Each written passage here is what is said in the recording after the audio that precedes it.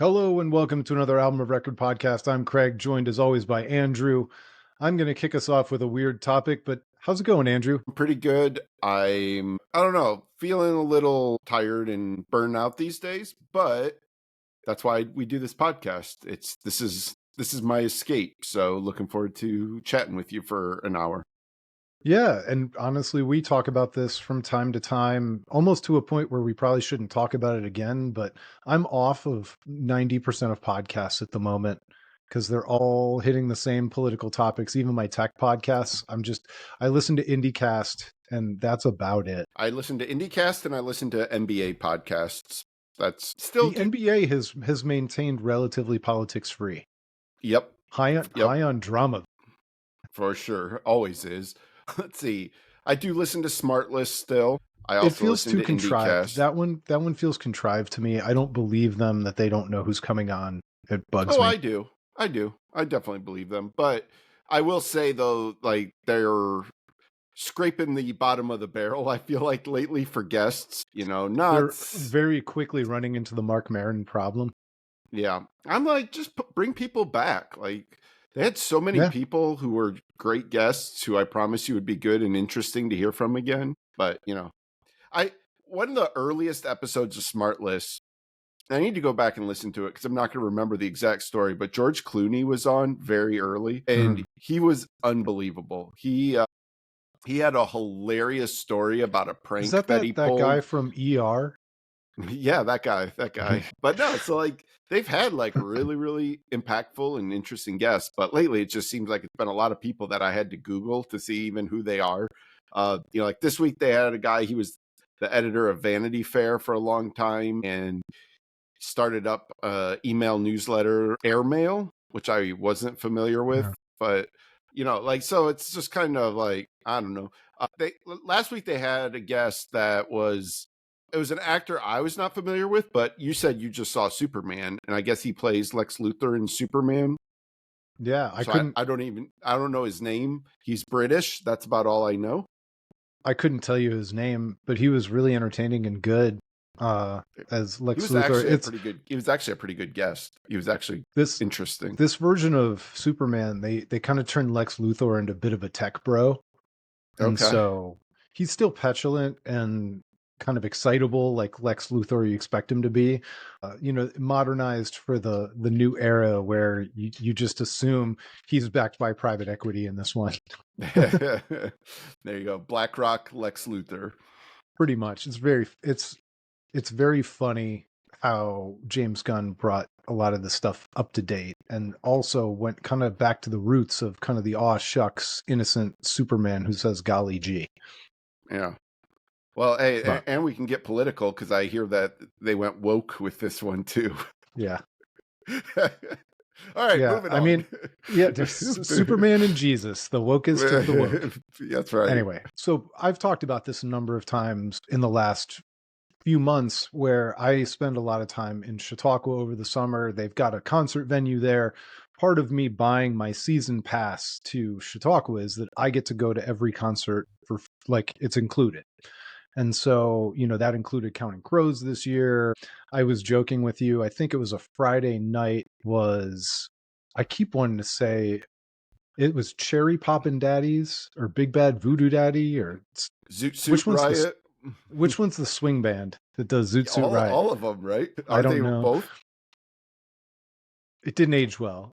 Yeah, I feel like you said Cherry Poppin' Daddies was Cherry the Poppin' one. Daddies. That's probably who it was. But does it really matter? It could fill in the daddy blank. Wasn't that a movement?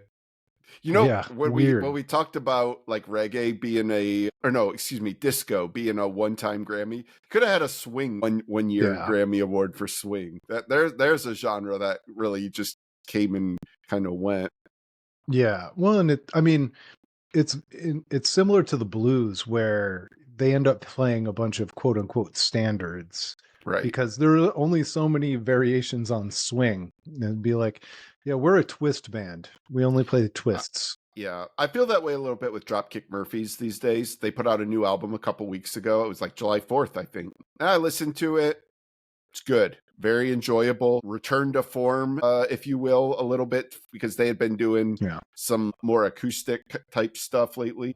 But at the end of the day, it was like, yeah, these are Irish standards turned into punk songs. Like, there's just only so much you can really do with that sound. And so, like, it's like I don't necessarily need a lot more Dropkick Murphys at this point. Like, because if I'm going to listen to Dropkick, I'm going back to, you know, some of the older stuff, Do or Die, and, you know, things like that. So the reason why I bring it up though is Saturday night I decided to head on up to the amphitheater to check out the show. And it was like, I'll go see if it's any good. And if it's good, I'll stay. If it's not, I'll leave. And it turned out to be a really pretty good show, and very interesting. And a cool anecdote, it was Michael Cavanaugh, who is a former Broadway star who played Billy Joel in Moving Out. Because Wow. Billy Joel had a Broadway show called Moving Out, and he was hand selected by Billy Joel to play Billy Joel in that. And so he and his band were with the Chautauqua Symphony Orchestra highlighting the songs of Elton John. Okay. So kind of a weird theme night, right? Dude Yeah. is a phenomenal singer, a phenomenal piano player, and it was really enjoyable to hear all those Elton John songs again with the backing of a world-class symphony orchestra as well. But the reason why I brought it up is because in the second half of the show, he introduced Tiny Dancer, and he said, we're going to be playing this song. Probably, the newer generation knows it because it was in a film starring Kate Hudson and Jimmy Fallon called Almost Famous. And number one, it was interesting that he highlighted Jimmy Fallon as a star of Right. Almost Famous. But it didn't stop there. He said, obviously, whenever you play Elton John, you're going to highlight this song. It's one of the greatest Elton John songs of all time. And by the way, you guys might remember in that movie, the band Stillwater had a drummer. Well, he's our drummer. He's actually right there behind the Wow. kit. So the actor who played the Stillwater drummer was the drummer for Michael Cavanaugh and played Tiny Dancer. It was just kind That's of a cool phenomenal. little, That's so cool. yeah. So if you ever wondered where the drummer from Almost Famous is, he's touring with a former Broadway star, Michael Cavanaugh. There you go. Pretty cool. So one of the things that we wanted to talk about this week was a new release by Wetleg. I'll start by saying I saw all kinds of things about this and I wasn't particularly excited to hear it. I listened to one of the singles before it came out, still wasn't super excited to hear it. And then you said, hey, check out this live video. You might want to check it out. Yeah. So people who may be not familiar, it's a British sort of a post-punk sounding band. Originally, with a real pop aesthetic. Yes. Originally, just the two female members was the original band. Maybe the drummer might have originally been, the original drummer might have been in the band full-time too. I'm not sure. But anyways, they put out an album a couple years ago, 2002, 2003, something like that. And it got a lot of attention. And I remember listening to it and just being like, it's fine. It didn't stick By the with way, me. you meant 2022 or 2023. What not did I 2002, 2003. But that's fine. Jeez. Yeah. We all knew what you meant. Yeah. But in the time since then, they had a couple touring members that had been with the band for a while. They incorporated them into full-time members of the band and wrote this new album called Moisturizer as a full band. And I still didn't pay much attention to it. And it wasn't until just randomly, YouTube likes to suggest live performances to me. It knows my deal, what I'm into. And the algorithm said, hey, check this out. So I watched the video and I was really super impressed with the live performance. They are really good musicians, which I wasn't aware, hadn't really thought about them that way, but seeing them perform these songs live, really good musicians. Well, let me interrupt for a second because when you listen to the album, you could very well see that they're kind of a studio creation and maybe there are a lot of backing tracks or whatever else. So I was also taken by the musicianship of them playing their instruments. It was almost a different sound, which I don't begrudge a band from sounding super polished and different in the studio and then being a little bit more raw and awesome live. Yeah, for sure. And so I watched that video and They have a 3 guitar, most songs, a couple songs the singer doesn't play guitar, but when they have the 3 guitars and the interplay between the 3 guitars is excellent. The tone that they got in this live performance is impeccable. Like, this is incredible guitar tone, and even the bass, like the bass player has incredible tone. I was just blown away by how dialed in they had that tone. And it was a really good live performance. And so I was like, well, maybe I need to check out this album. And so I listened to it. And it was also really inspired performance by the lead singer. Yeah, I don't yeah. know if She it's has just Rian or Ryan Teasdale. yeah, She was electric, just magnetic. yeah, just oozing with attitude and the way she delivers these lines. And it's funny because I've seen some like feedback from people that find her lyrics a little, I don't know, cheesy or corny in a way, but like, I don't know, the way she performs them live, I didn't feel that way about them at all. It's a lot of like really interesting subject matter, a lot of her talking about sort of the sexualization of, a woman in rock and, the attitudes of that go into that. But she delivered it with so much intensity and attitude. And I've since seen them perform Catch These Fists, one of the singles. They performed it on Jimmy Fallon, I believe, a couple other late night shows. And every time they That's the one I perform it, watched. Yeah. every time, like she just brings it. It's really cool to see. And so I was very excited. I listened to the album, and I would And say, plus, Catch These Fists is an awesome song title. yeah, I did love one the interviewer I saw, because I was watching some interviews just to kind of see what the band's all about. And the one interviewer asked her if she's ever actually thrown a punch. And she said, no, she's never actually thrown a punch, but it's very figurative. But listening to the album, I would say the songs that I saw that they performed live on that, it was like a 5-song set on this YouTube video, were my 5 favorite songs on the album. It's a very top heavy album for me. I really, really love the first half of this album. The second half, when they start to turn down the intensity, I think they lose me a little bit, particularly on the studio. I'd imagine a couple of those songs towards the end probably play really well live, but on the album they were just okay. So it's nice though to have, like, you and I have fairly esoteric tastes in music, and I'm comfortable sharing a lot of things with you that maybe I wouldn't share with other people. But Wetleg was definitely one I would have no problem recommending to a lot of people. It's worth checking out. Just a really good young rock band, and it's just like, again, just really like, I think you're right that it's easy to lose this on the album version, but the musicianship is really, really excellent in this band. And I didn't know all the storyline about them kind of becoming a real band, not a real band, a full band. A full band, yeah. And writing as a full band, which is always intriguing to me. Sometimes it works, sometimes it doesn't, but yeah. I love the attempt. Like, just schematically, it's kind of my preference for a band. So one of the other things that I've been doing over the past few weeks while I've been avoiding podcasts is I've been pumping up a lot of my music listening time, and I've been going back and listening to a lot of the things that stuck out to me in the first half of the year, just to see if they're sticking with me and if I still love them. And one of the ones that really, I know you weren't a big fan, but has stuck with me is the Sam Fender record, Rain Me In. No, it's called People Watch. No, that's the singles. Why are the singles? I hate singles. No, the record is called People Watching. Yeah.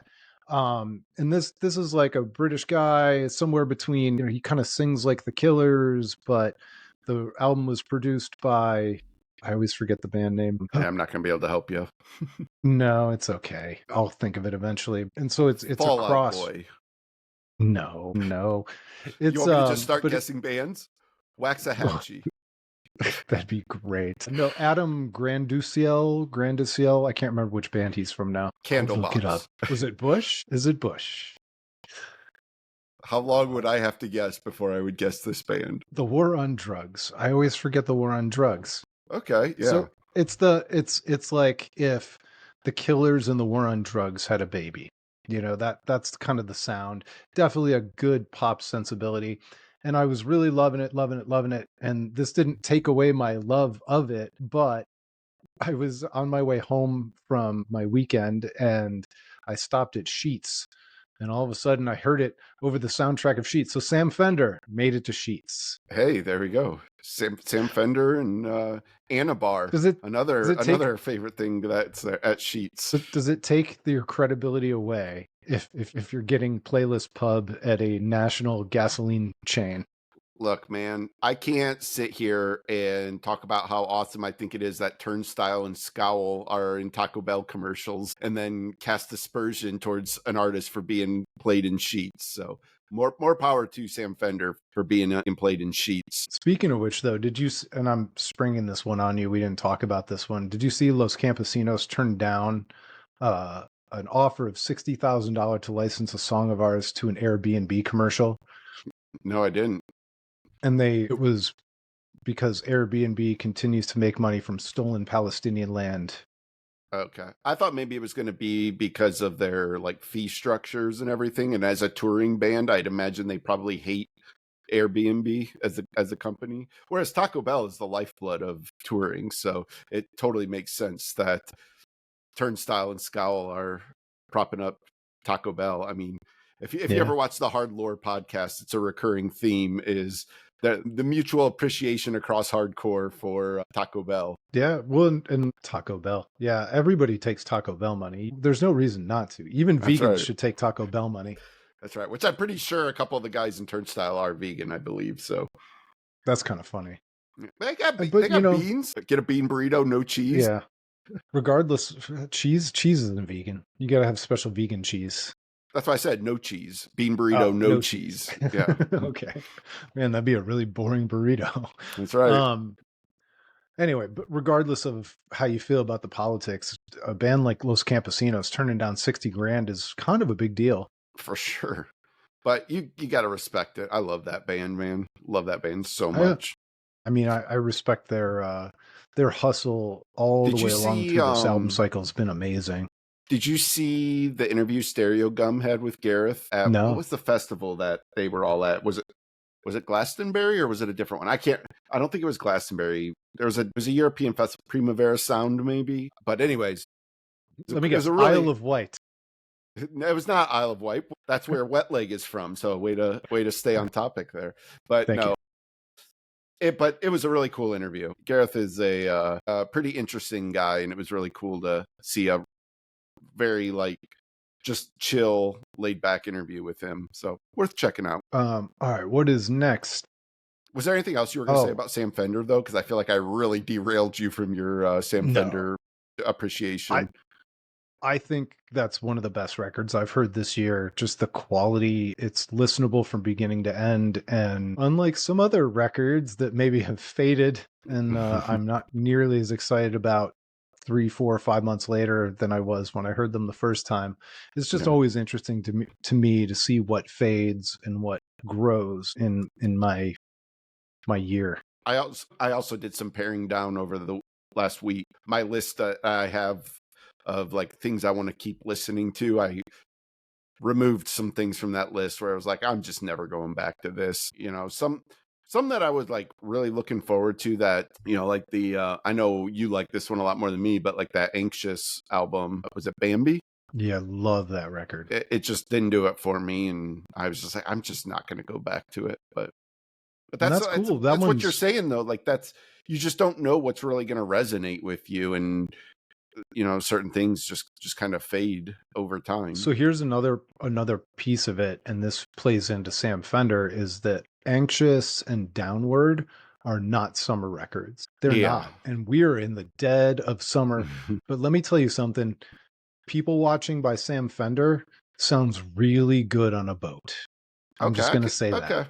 I'll abide that. You know what else probably sounds pretty good on a boat though? Is Turnstile. I mean, all right. About me, too much about me.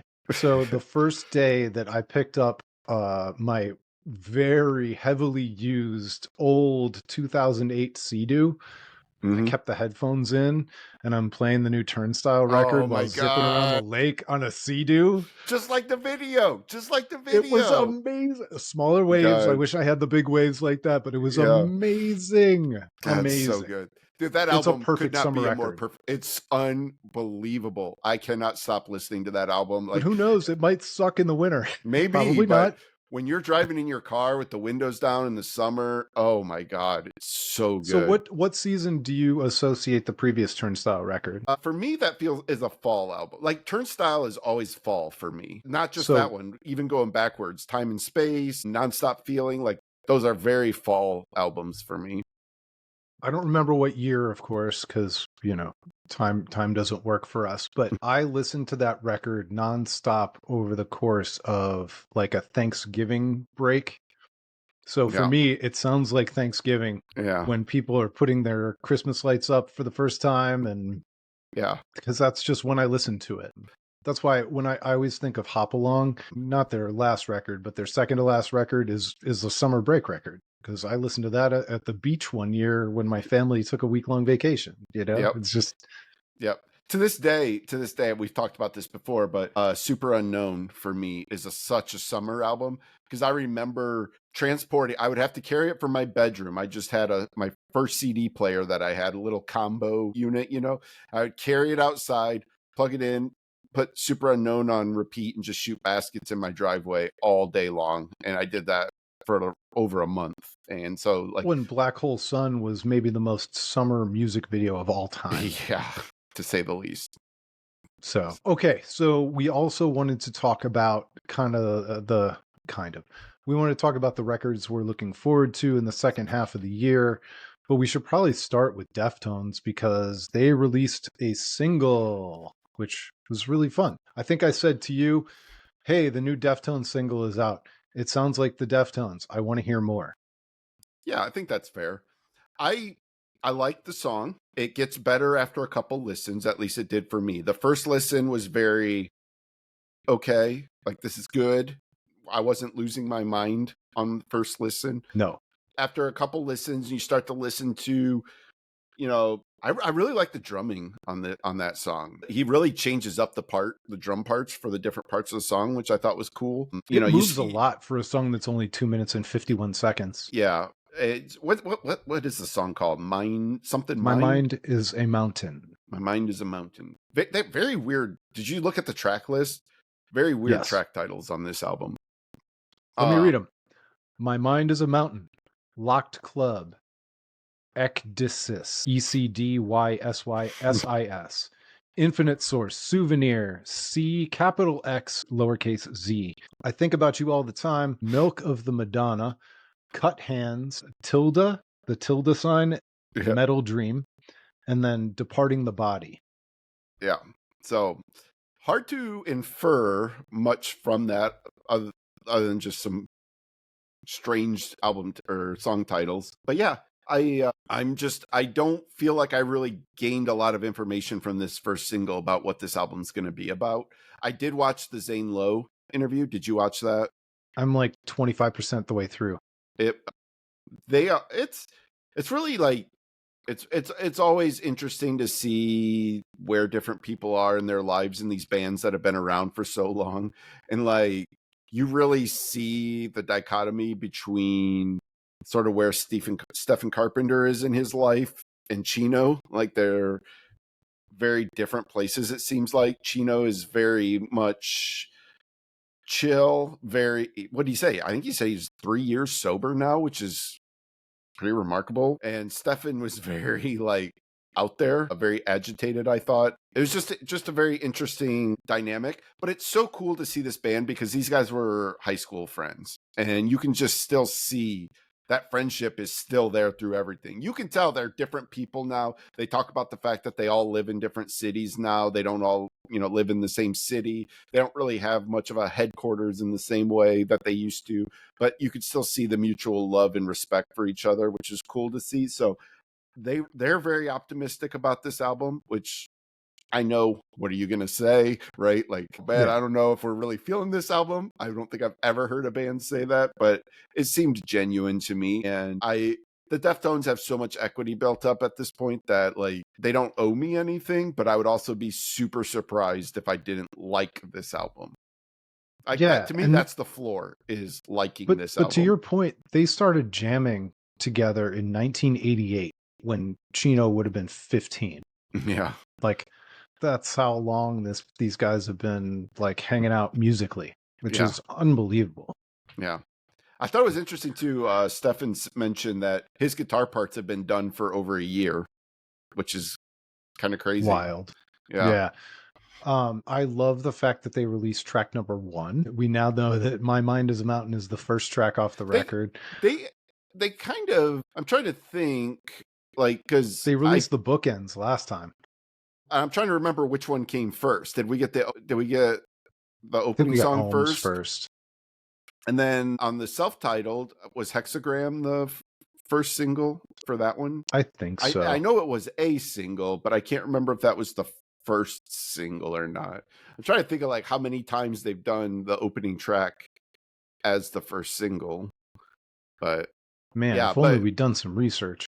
right. All right, let me vamp here and fill some time. But I don't even know if we mentioned the fact that the album is called Private Music. It comes out August 22nd. Minerva was the first Oh, single. yeah, duh. Yeah, which was huge. Although that's wild. Think about this. So let's see. All right, yeah. So the album was released May of 2003. Minerva was released April 22nd, so almost no time before. The Yeah, lead up, these single lead ups are so much longer than they used to be, for sure. which is funny because there's no radio to play them on. But Like I essentially, think the difference is they were trying to protect from leaks back then. Yeah. That's my guess. That they probably just kept it more under wraps until it got close. But it was cool. Like it's cool to see like Zane kind of talking a little bit about the resurgence in Deftones and the fact that like you now have different generations. Like you go to a Deftones show and half of the crowd is there because it's fathers taking their sons and the other half is sons taking their fathers. There's not a lot of bands that are really like that.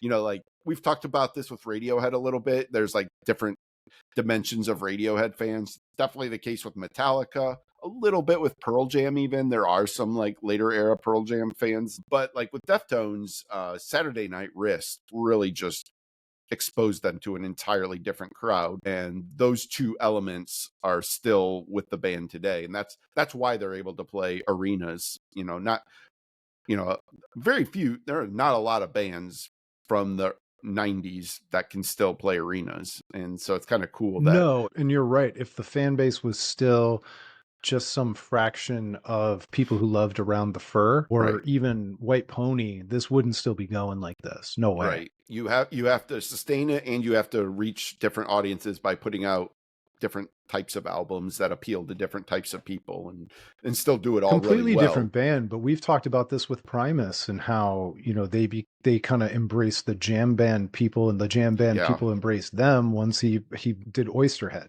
with Trey and Stuart Copeland.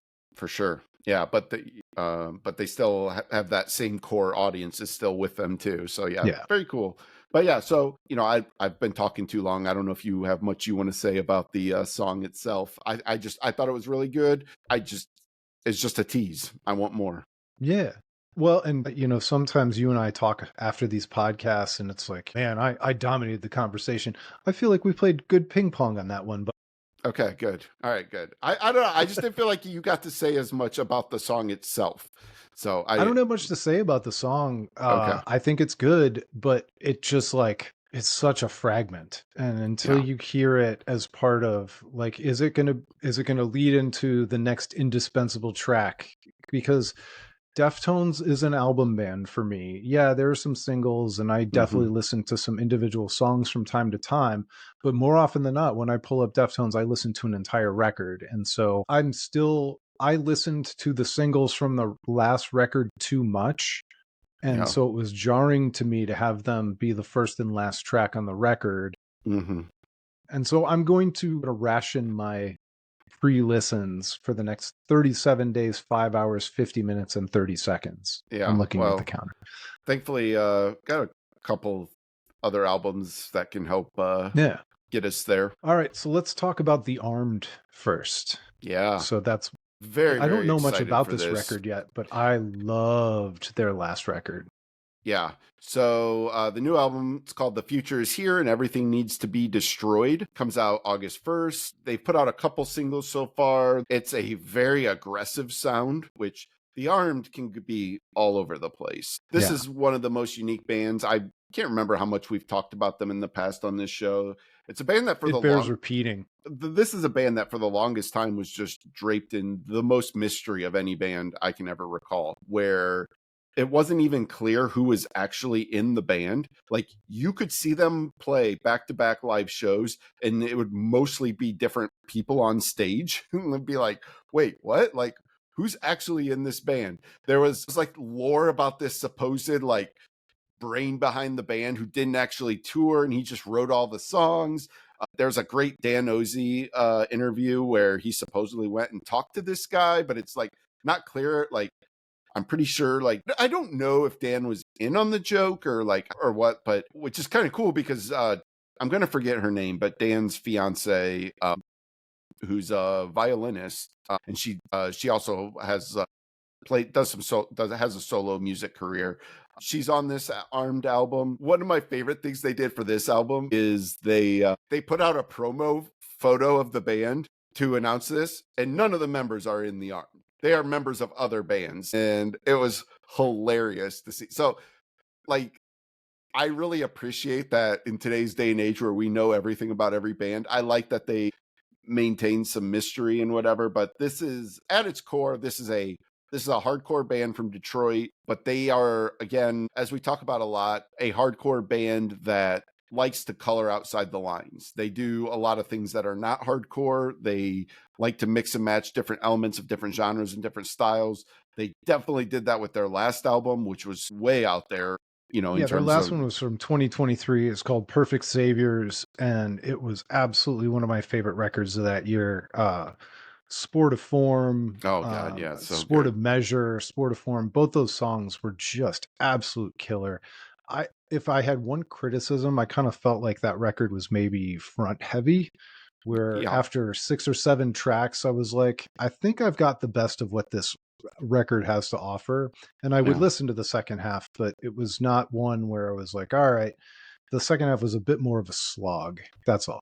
Yeah. Yeah. No, that's fair. So, this is like the next album that I'm like super looking forward to that's on the horizon. So, very Well, they've much got looking forward to all that. the hardcore punk credibility. A lot of their Hmm. production and recording was done with Kurt from Converge. Yep. The mystery and the intrigue. Yeah. I wish I could remember some of the people that were in their promo photo, I but wish I it could too. was It hysterical. escapes me now who was actually in the picture, but it like, and like, this is a band too that like puts on like a visually striking performance because the actual members of this band are all jacked out of their minds and just absolutely shredded. And so like you would watch these guys perform and just these like enormous dudes on stage, and it was like this intimidating look.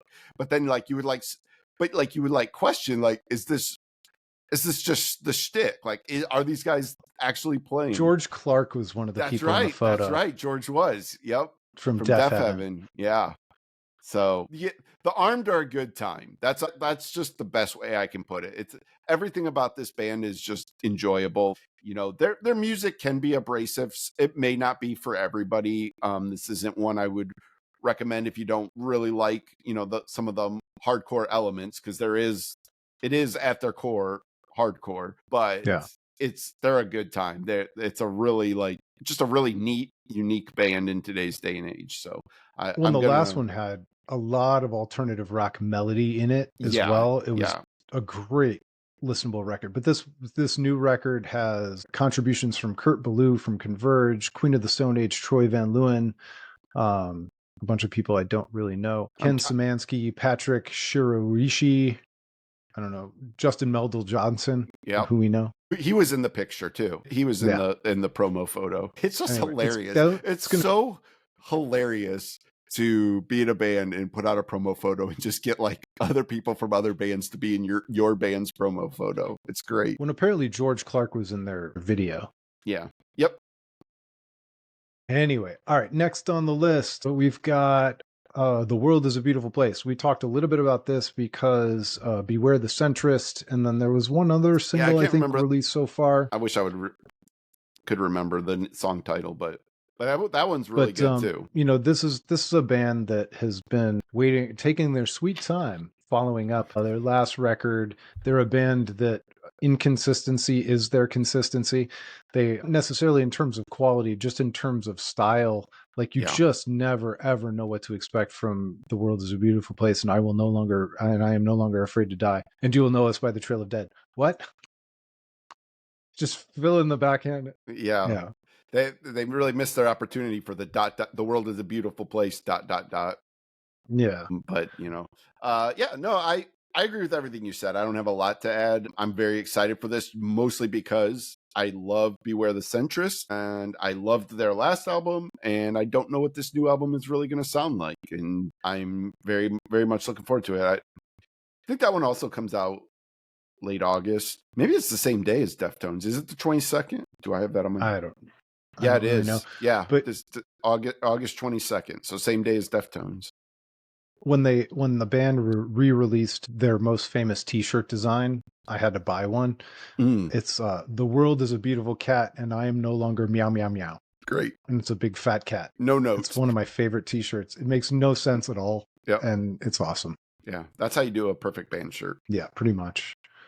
Meow meow meow. All right, what's next?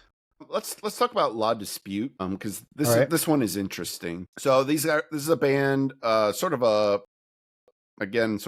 post rock, post punk, post hardcore, maybe is what I would call them. Yeah. Band out of Michigan, right? I think that's right. Doesn't that seem Just right? like The Armed. I'm trying to remember if I'm mistaking it because of the Hudsonville reference in Rooms of the House. I can't. But anyways, I digress. This is a band that when they put out Rooms of the House was like a mind-blowing album for me personally. That was an album I could not stop listening to for months. I adored it. And then their output after that has been not bad, but it hasn't really captured my enthusiasm or my attention. And I thought maybe this was going to be just one of those bands that, I will always appreciate Rooms of the House. But I was like, well, maybe that's just what their contribution to my life. But they got a new album coming out in September called No One Was Driving the Car.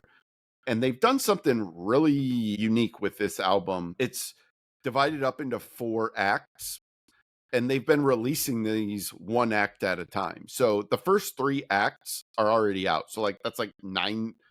The first 9 songs are already out. So you can listen to a good chunk of this album already, and it is phenomenal. It is so freaking good. And I am very excited to have a La Dispute album that really resonates with me, and I'm going to be really diving into this one once the full thing is out. I have to stop myself from, I want to listen to it like every day, and I'm like, no, don't ruin it by listening to just these first 3 acts, because then it's going to distort the way you listen to it when you get the whole album. So I'm really trying to practice a lot of restraint on listening to this. But I don't know, like what's your sort of feelings on this band? Were you ever into them much? Yeah, I came to La Dispute late because I can't remember if they opened up for somebody or I went to see somebody who was opening up for them, and I was just taken by their live performance. Okay. They Yeah. are a band with one of the most unique vocalists going. Mhm. He is not a singer, he's not a screamer. It's kind of artful He's a shouting. storyteller. He's a Yeah, storyteller. Like his I'm not lyrics are. lyrics guy, but you know every single word he's saying. You can Yep. hear and understand everything he's saying at all times. And and then uh, I think what probably took me in most though is just how melodic and kind of emo the music is behind him. So if it hits on that emo stuff, I'm more in. And La Dispute definitely checked that box for me.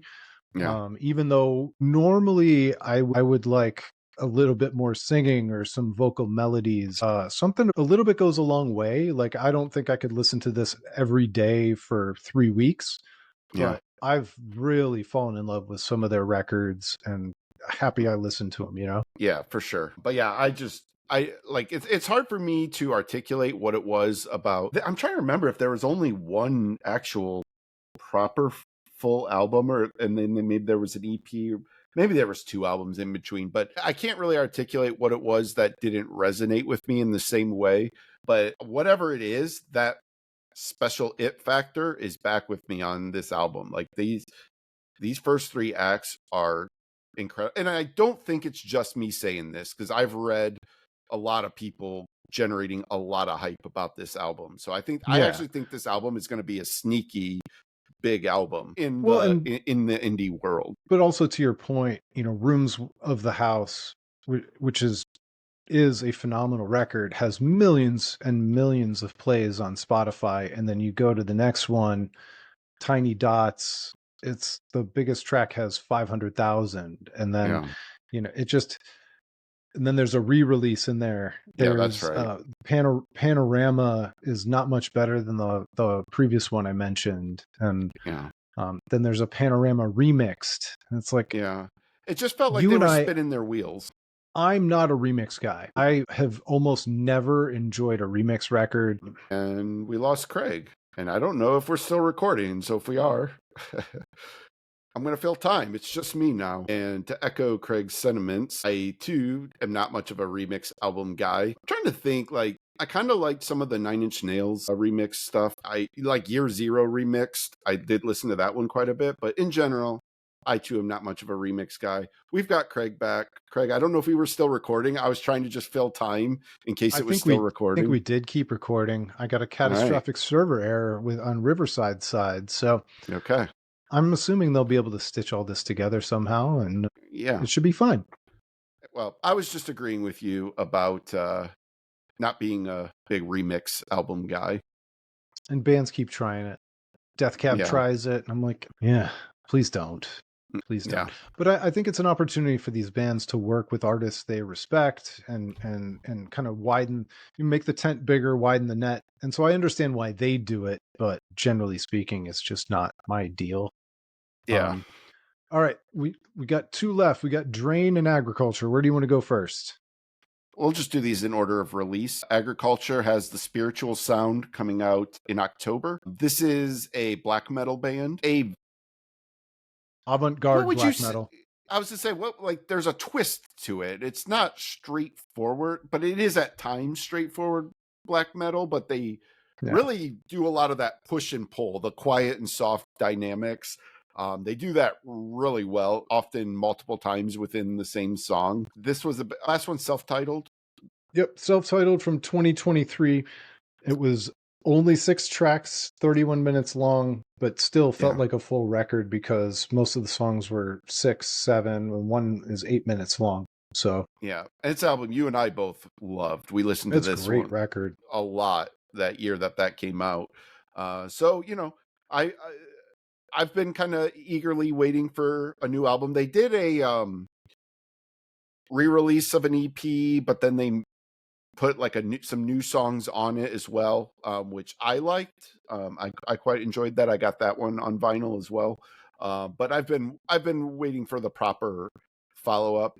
These guys kind of like fall into the same boat as Greet Death does with me, where it was like they put out this album that was like outsized for how much I loved it at the time, and then kind of haven't really been listening to a ton of lately, but I'm still like excited to see what's next for them. And that's kind of how I felt about the Greet Death album. So I hope this new one can deliver as much as Greet Death did. Yeah, this is definitely one of those bands that you and I over-index on. They're far more important to us than they are to the wider culture, which is always kind of fun. But yeah, of all the different places looking forward to this, it's probably like us, Brooklyn Vegan, and one person at Stereo Gum.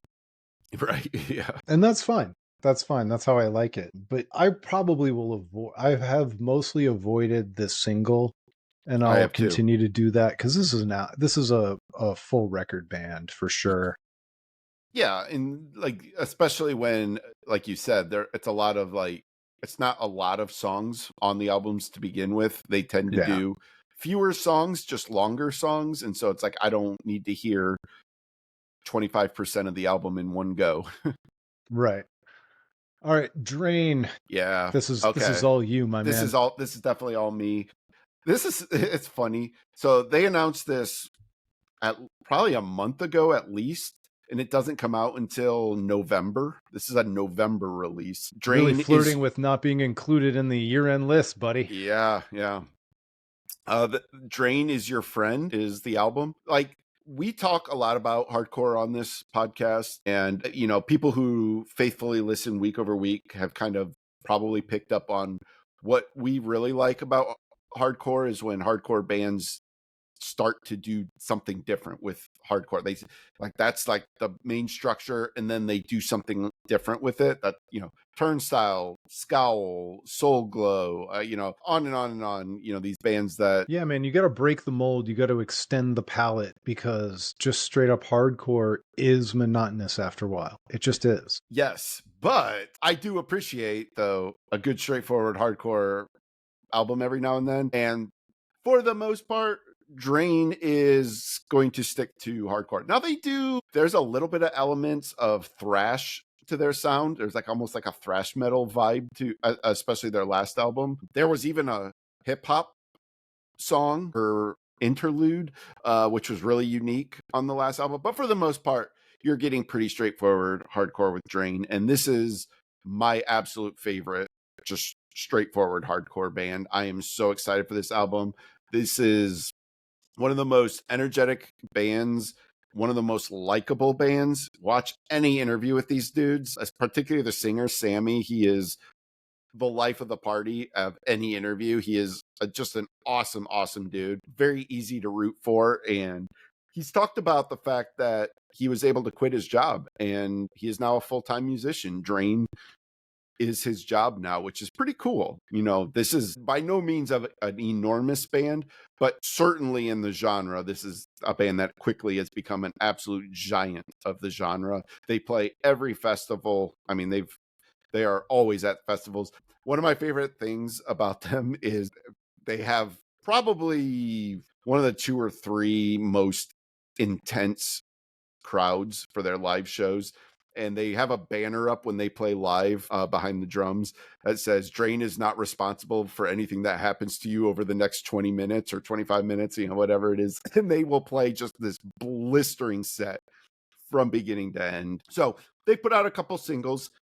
They sound like Drain songs. I love them. You know, I'm very excited for this. If you do like hardcore, I suspect you're going to like this album. You'll definitely like this band. So that's my piece on Drain. Yeah. No, and and it's more straightforward hardcore punk.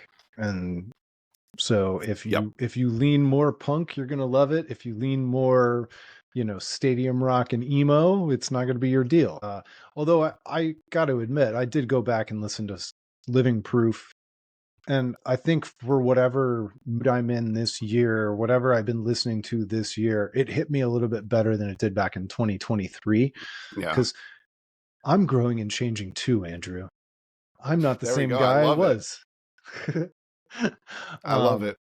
I will never be as big a fan of the genre as you, but I think probably Scowl and some of these other bands, because when Scowl released the new record, it caused me to go back and listen to the old record and to Mm-hmm. kind of hear that continuum for that band gave me a little bit different appreciation for the building blocks where they came from. And so between that and probably Drug Church and some of the other bands that have pushed Yeah. it forward a little bit, it Yep. brings me, and even the Armed to some degree, Sure. these bands that have extended the genre in unique ways have given me more appreciation for the straightforward old school hardcore punk bands like Drain. God, I'd love to hear it. What did I say about Turnstile, Craig? I said Turnstile Gateway is man. not bringing hardcore to the masses. They are bringing the masses to hardcore, and I just love to hear that sort of gateway. And who knows, then maybe you're going to be all in on this new. I mean, they named their album Pretty "Train soon Is I'm Your going to be doing Friend." straight It's up pretty heroin. awesome. It's all happening. there, Gateway there we drugs go. to heroin. Yeah, exactly. So, All right. Well, I think that about does it for us this time. do we want to? I'll just throw out since we're got a couple minutes here yet, I'll just throw out a couple honorable mentions of things Mhm. that I am looking forward to. The Dirty Nil has a new album coming out later this month. They had one of my like not all time favorite albums, but an album I just love. That album called Fuck Art, and it is There some goes of the explicit the tag, Andrew. yep, Now we're explicit. just ruined it right here at the end. But they some of the catchiest hooks and melodies, really great riffs, like just a Which band was it that I sent to you that caused you to tell me to go listen to the Dirty Nil again? yeah, I It can't. I was was trying to remember what that band was, and I don't remember. But it was a band that sounds very Heart to similar. Gold. Heart to Yes, yep, Gold. yeah. I think there was even like I think maybe they were produced by the same producer, did both albums, I think. Probably. But so that's one that's coming up worth checking out. What I think that you maybe are into a little bit too is Pool Kids. I think you like Pool Kids, don't you? Love Pool Kids. Emo. Yeah, Pool Kids, and that actually brings me to another one that I forgot about is Dikembe. Pool Oh, Kids, right. the guitar player for Pool Kids played, I think played on Muck with Dikembe back in 2020 and definitely Okay. toured with Dikembe after Muck came out. I can't remember his name, but he is the guitar player for Pool Kids. And Pool Kids' last record was phenomenal. And I saw them play live. They're an unbelievable band. If anything, their last record was maybe a little bit too sprawling and unfocused, but when it hit its hardest, it was absolutely incredible. Yeah. Um, Well, the and single I heard for this one was great. The if they single from the can new album was great. if they can lock in, and rarely do I say anything like this, but if they can kind of lock in on a cohesive sound for an entire record, Hmm. it'll do a lot for me and everybody else. It almost felt like there was a record and an EP all stacked into one album on the last one. But just a great singer, great musicianship, really good songwriting. And then I'll be very interested to hear what Dikembe puts out next. They're kind of an Yeah. emo rock band. They've been all over the map for a very long time. I feel like it's not a. I think they all work regular jobs. Yeah. But Muck, I started listening to Muck again the last couple weeks, and it was a perfect pandemic record, and it's just as heartbreaking today. But it's got some moments on that record that are absolutely everything I love about music. Just the heightened importance and the energy and the like everything's an emergency on that record, and I love it for it. Yeah. Yeah, I'd forgotten about that one, so I'm glad you mentioned that one. And then my last one I'll mention, just for any of the more traditional punk fans, is not hardcore. This is like these style throwback punk is Restraining Order. This was like their third album, I think. Or is this their fourth album already? Future Focus is the name of the album, comes out in September. The first single is exactly what you want from Restraining Order. It's that just straightforward throwback to the DC 80s punk sound. I really love this band a lot, so I'm very excited for this, but it's a little bit more of an esoteric pick. You really have to sort of be into that underground punk scene, but very good band. This is another year, man. I have no idea what kind of quality this year has as it stacks up to previous years. I definitely have Hmm. some highs and some like amazing records that I think will extend far beyond just this year. But as a class, the class of 2025, I'm not quite sure how its stack ranks compared to previous years just yet. Yeah, I feel like it's going to be very like muddy in the middle, like just a ton of albums that are like really hard to separate and rank in the middle. Like, Oh, I think so too. you know, I certainly know for me personally, Turnstile, Deaf Heaven, their Scowl are going to be way up there for me. That the Samia album still is something I still really like that one a lot. I still like that one very much, but it kind of fell off in my listening. So it Yeah. became less important to me. I stand by everything I said about it, but Yeah. but Downward continues to be one of the most incredible records this year for me. I still love Anxious. A lot of those records are going to hold strong, I think. I joked with you, not joked. I told you the truth, and it was funny to you that Sleep Token has kind of fallen back to earth for me, that record. Yeah. I still think it's good, but I don't really think I need it. It was Yeah. like I don't think I ever needed a second big time Sleep Token record.